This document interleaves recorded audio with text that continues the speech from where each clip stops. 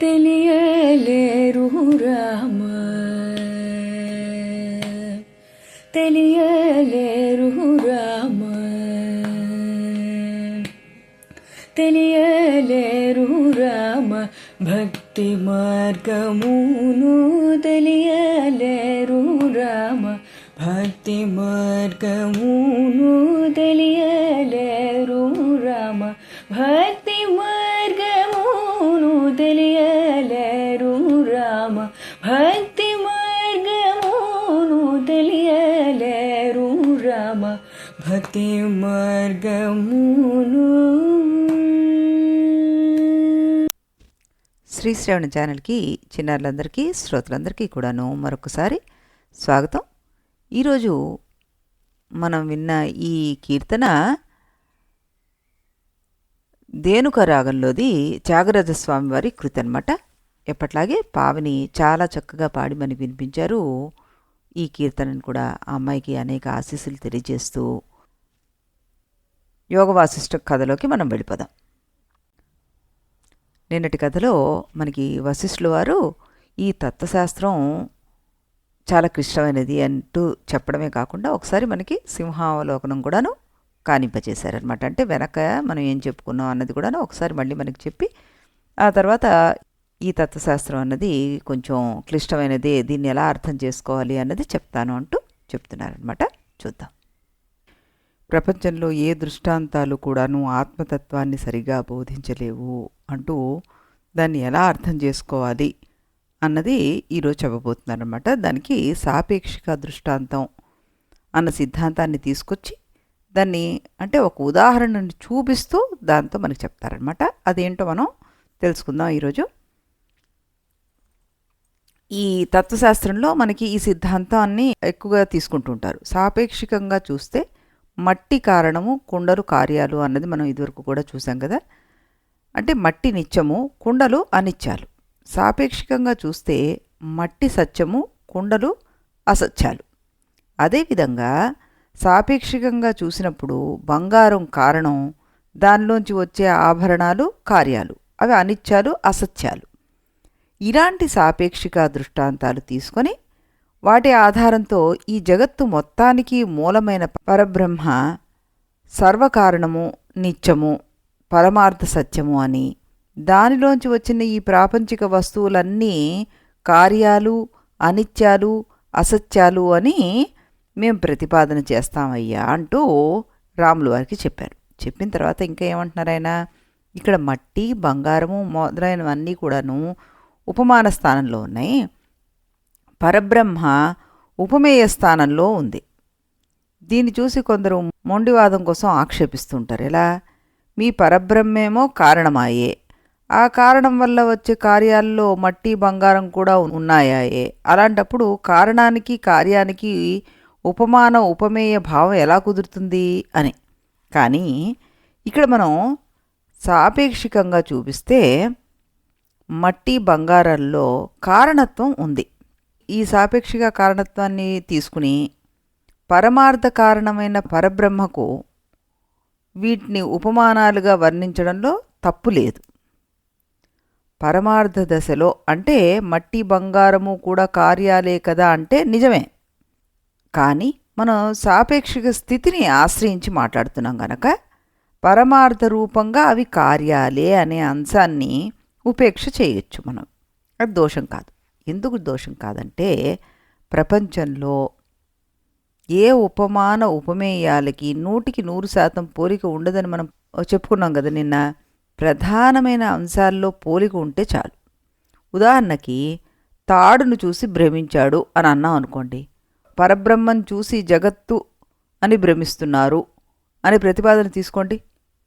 ఇక్కడ తాడును అధిష్టానం అంటున్నాం, పావును అధ్యస్థం అంటున్నాం. అలాగే బ్రహ్మ అధిష్టానం, జగత్తు అధ్యస్థం. ఇక్కడ తాడుకి బ్రహ్మకి ఉపమాన ఉపమేయ భావం పట్టింది. బ్రహ్మ సత్య వస్తువు అని, తాడు అసత్య వస్తువు అని మాకు కూడా తెలుసు. ఆ దృష్టితో పోలిక చెప్పలేదయ్యా. ఇక్కడ తాడు అధిష్టానమే, బ్రహ్మ అధిష్టానమే. మన తత్వశాస్త్రంలో ప్రధాన అంశం ఇదే అన్నమాట. అందుకోసం ఈ రెంటికి పోలిక చెప్పడం జరిగింది. అలాగే పాము జగత్తు అనే రెండిట్లో కూడాను అధ్యస్తత్వం అనేది సమానాంశంగా ఉందన్నమాట. అధ్యస్తత్వం సమానాంశంగా ఉంది. అందువల్ల ఆ రెంటికి పోలికలు చెప్పడం జరిగింది. ఈ ప్రధానాంశాన్ని అందరూ సరిగ్గా గుర్తించకుండా కొంతమంది ఏమో పరబ్రహ్మకి తాడుకి పోలిక పెట్టారు కదా, ఈ తాడు కూడా సర్వవ్యాపకమేనా, ఆనందాత్మకమేనా అని అడుగుతూ ఉంటారు. అలా అడిగే వాళ్ళకి, అయ్యా ముఖం చంద్రుల్లా ఉందన్నారు కదా, నీ ముఖం చపాటాలాగా నున్నగా ఉందా, కంచంలాగా గుండ్రంగా ఉందా, మబ్బుల వెనకాలలాగా ఉందా అని ప్రశ్నించాలి. అప్పుడు నోరు మూతపడుతుంది అంటున్నారు ఈ విశ్లేషకులు. ఇప్పుడు వాళ్ళు ఇంకా ఏం మాట్లాడలేరన్నమాట.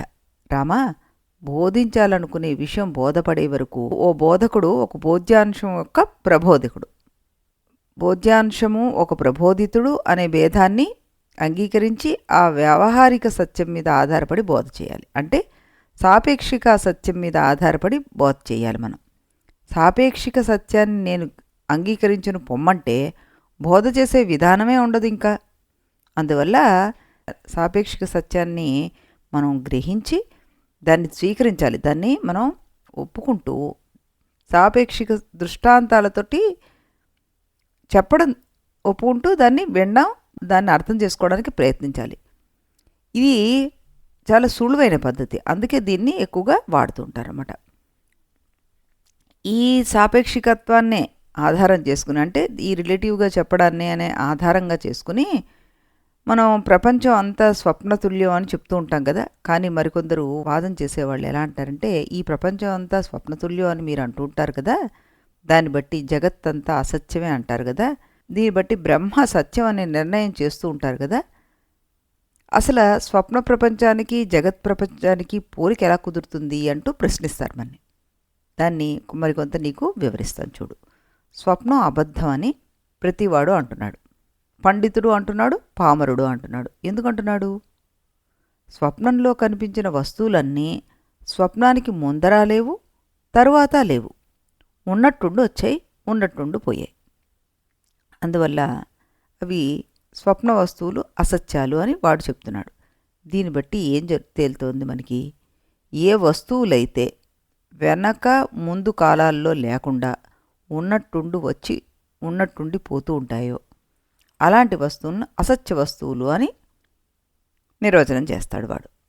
అలా నిర్వచనం చేసి దాన్ని బట్టి స్వప్న వస్తువులన్నీ అసత్య వస్తువులని చెప్తూ ఉంటాడు. ఇక్కడ ఓ విషయం మనం చూద్దాం. ఓ గారెడివాడు వచ్చి మన ఇంట్లో బండరాళ్ల మీద మామిడి టెంక విసిరాడు. మనం చూస్తూ ఉండగానే ఆ టెంకలోంచి ఒక మొక్క మొలిచింది. ఇదేమిట్రా అనుకునే లోపల ఆ మొక్క చెట్టే కాయలు కాసేసింది. అవన్నీ చెట్టు మీద పడిపోయాయి. గారెడివాడు ముక్కలు కోసి మనందరికీ పెట్టేశాడు. ముక్కలు చాలా తీయగా ఉన్నాయి. అయినా సరే ముక్కలు తిన్న పెద్దవాళ్ళంతా ఇదంతా మాయే అనేశారు. ఈ చెట్టు అబద్ధమే అన్నారు, ఈ పండ్లు అబద్ధమే అన్నారు, ఈ మొక్కలు అబద్ధమే అన్నారు. ఈ గారెడివాడికి కోపం వచ్చింది. వాడు వెంటనే పెరట్లోకి వెళ్ళి అక్కడ మామిడి చెట్టు మీద వేళ్లాడుతున్న పండు ఒకటి కోసి అందరికీ ముక్కలు పెట్టాడు. అందరూ తిన్నాక ఇది కూడా అబద్ధమేనా అని అడిగాడు. పెద్దలంతా ఏమన్నారు అప్పుడు? ఇవి మా చెట్టు కాయలు, ఇవి నిజమైన ముక్కలు, నీ ముక్కలు మాయ ముక్కలు అన్నారు. అదేమిటి? ఇవేమో మీ దొడ్లో ముక్కలు, ఇవేమో ఇంటి ముందు చెట్టు మీద నుంచి వచ్చినవే, వాటిలో ఒకటి సత్యమని మరొకటి అసత్యమని ఎలా చెప్తున్నారు? ఇదేం న్యాయం అండి అన్నాడు ఆ గారెడివాడు. పెద్దవాళ్ళంతా అన్నారు కదా, అది కాదయ్యా, మా పెరట్లో చెట్టు మా తాతగారు నాటింది, క్రమంగా పెరిగి పెద్దయింది, ఇప్పుడు కాయలు కాస్తుంది. నువ్వేమో బండరాతి మీద టెంక పారేసి ఆ రాతి మీద విత్తనాలు వేసి మొక్క మొలవడం ఎక్కడైనా జరుగుతుందటయ్యే, ఇది కద్దా? ఒకవేళ మొలిచినా చూస్తుండగానే మానైపోతుందా? నీ చెట్టు అలా అయింది కనుక నీ చెట్టు నీ కాయలు అన్ని అబద్ధాలే అన్నాడు. మరి నా చెట్టుకు కాచిన పళ్ళ ముక్కలు మీరు తిన్నారు కదండి, తీయగా ఉన్నాయి అన్నారు కదండి, ఆ తిన్నది కూడా అబద్ధమే అంటారేంటి అంటూ గట్టిగా గద్దించాడు గారెడివాడు. పెద్దలు మాత్రం ఏమైనా భయపడ్డారేంటి? వాళ్ళన్నారు, చూడయ్యా, మేం తిన్నా సరే నీ చెట్టు నిమిషాల్లో కాచిన చెట్టు, అబద్ధం కాకపోతే నిజం ఎలా అవుతుంది అన్నారు. ఈ మామిడి చెట్టు కథ వల్ల మనకు తెలిసిందేమిటి? ఏదైనా ఒక వస్తువు జన్మించింది అంటే దానికి వెనకాల సరి అయిన కారణ సామగ్రి ఉండాలి. కారణ సామగ్రిలోంచి ఆ వస్తువు పుట్టేందుకు తగిన చోటు ఉండాలి. తగినంత కాల వ్యవధానం కూడా కావాలి. అలా ఉండి ఏదైనా వస్తువు జన్మిస్తే అప్పుడు వస్తువును సత్యవస్తువు అంటాం. ఏ కారణము లేకుండా వస్తువు పుడితే, ఒకవేళ కారణం ఉన్నా సరైన చోటు సరైన కాలం లేకుండా ఆ వస్తువు పుడితే, ఆ వస్తువు కనిపించినా సరే మనం అదేదో మాయని అబద్ధమని అంటుంటాం. ఇది లోకంలో అందరూ అనే పరిభాష. ఈ మాటల్ని కొంచెం శాస్త్రీయపు మాటల్లో చెప్పుకోవాలంటే, దేశకాల హేతువులు ఉపపన్నంగా ఉంటే వాటి వల్ల జన్మించిన కార్యం సత్యం అవుతుంది అని, దేశకాల హేతువులు దేశము కాలము కారణము అసంగతంగా ఉంటే అప్పుడు ఒక కార్యం పుట్టినట్టు కనిపించినా అది అసత్యమే అవుతుంది. ఈ నిర్వచనాన్ని పట్టుకుని స్వప్నాన్ని పరిశీలించండి. స్వప్నంలో కొండలు, నదులు, ఏనుగులు కనిపించాయి. ఈ వస్తువులన్నీ ఎక్కడి నుంచి వచ్చాయి? వాటి వెనక కారణ సామగ్రి ఏది? ఒకవేళ కారణ సామగ్రి ఉందనుకున్నా, ఇలా కనుమూసి నిద్రపోయేలోపు వాటిని ఎవడు తయారు చేశాడు? ఎలా తయారు చేశాడు? ఈ ప్రశ్నలకి మన దగ్గర సమాధానం ఉండదు.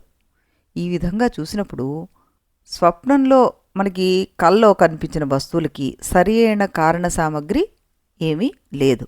కనుక ఆ వస్తువులు తయారయ్యేందుకు కావలసిన దేశము కాలము అక్కడ ఏమీ లేవు. ఈ దేశకాల హేతువులన్నవి ఉపపన్నంగా లేవు కాబట్టి, అక్కడ వస్తువులు జన్మించాయి కాబట్టి ఆ స్వప్నంలో కనిపించినా సరే ఆ వస్తువులు అసత్యమేనని లోకంలో ప్రతి వాళ్ళం అంటున్నాం. కాగా ఈ కలలో పదార్థాలు అసత్యాలు అనడానికి 2 కారణాలు తేలాయి. ఏమిటి? ఒకటి, వెనక ముందు లేకుండా అవి ఉన్నట్టుండి పుట్టాయి, అదొక కారణం. దానికి మళ్ళా దేశం కాలం హేతువులు ఏవైతే అనుకూలంగా లేకుండానే స్వప్న వస్తువులు జన్మిస్తున్నాయి, ఇది 2వ కారణం. ఒప్పుకున్నామండి. ఈ 2 కారణాలను ఒప్పుకున్నాం. అయితే ఈ జగత్ ప్రపంచం అంటే మెలుకో ఉండగా మనం చూసే ప్రపంచం మీరు చెప్పిన పై 2 కారణాలను బట్టి సత్యమవుతోందా అసత్యమవుతోందా? కొంచెం ఆలోచన చేయండి అన్నారు. అని ఇంకా ఆయన ఏం చెప్తున్నారు? ఈ జగత్ ప్రపంచంలో కనిపించే వస్తువులన్నీ పంచభూతమయంగా ఉన్నాయి. కానీ ఈ పంచభూతాలు ఎక్కడి నుంచి వచ్చాయి? దీనికి సమాధానం మనకు తెలియదు.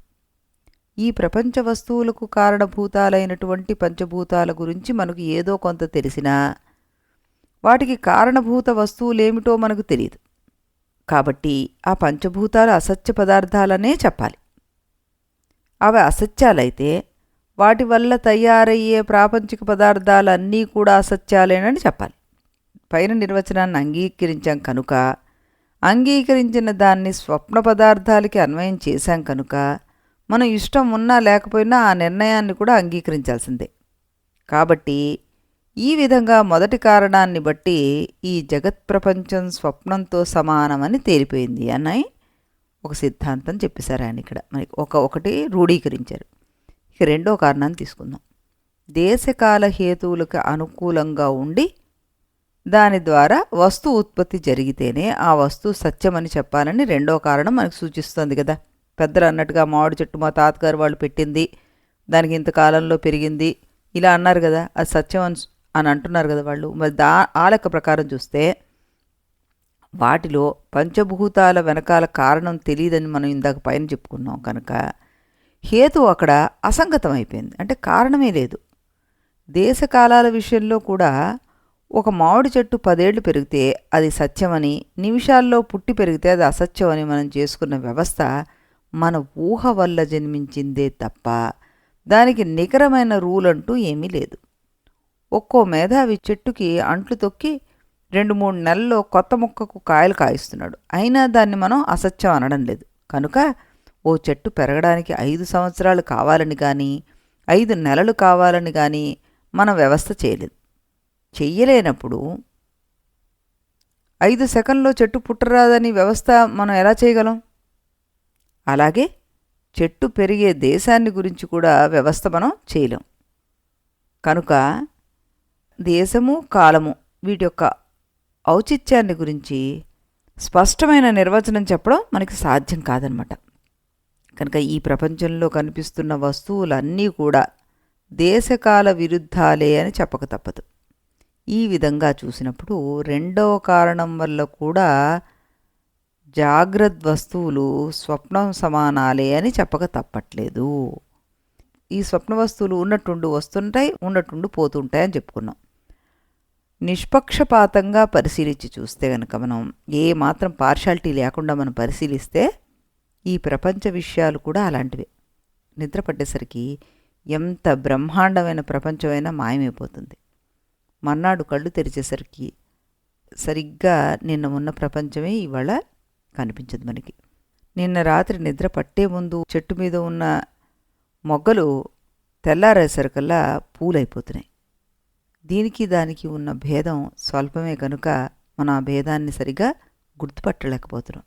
మనం నిద్రపోతున్న సమయంలో ఈ ప్రపంచం ఎటుపోతుందో మనకు తెలియట్లేదు.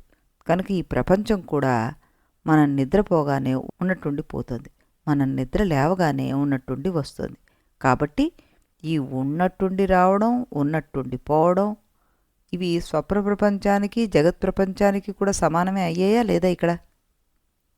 కాబట్టి రామా, ఈ విధంగా స్వప్న ప్రపంచానికి జగత్ ప్రపంచానికి పోలిక ఉందని మేము బాగా గ్రహించాం.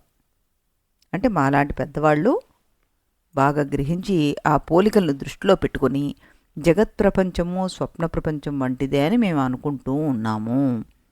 అవస్తు పూర్వపరయో వర్తమానే విచారితం యథా జాగ్రత్త తథా స్వప్న సిద్ధమాబాలమాగతం అని 18వ సర్గలో మనకి 58వ శ్లోకంలో చెప్పారనమాట. ఇప్పుడు ఇంతవరకు మనం సామాన్య మానవుడి దృష్టిలో ఈ స్వప్న ప్రపంచానికి జగత్ ప్రపంచానికి పోలిక చెప్పడంలో మానవుడి అవగాహన తీసుకుని దాన్ని బట్టి నిర్ణయం చేసాం. ఇప్పుడు అసలు శాస్త్ర దృష్టిలో మరొక కారణం కూడాను ఉంది దీనికి, దాన్ని చెప్తాను, నువ్వు విందుగాని అన్నారు వశిష్ఠుల వారు. మరి దాని గురించి వశిష్ఠుల వారు శ్రీరామచంద్రమూర్తికి ఏ విధంగా ఎక్స్ప్లెయిన్ చేస్తున్నారు అన్నది మనం రేపు ఇదే సమయానికి ఇదే ఛానల్లో మరొక రాముల వారి కీర్తనని విని ఆ తర్వాత ముందుకు వెళ్దాం.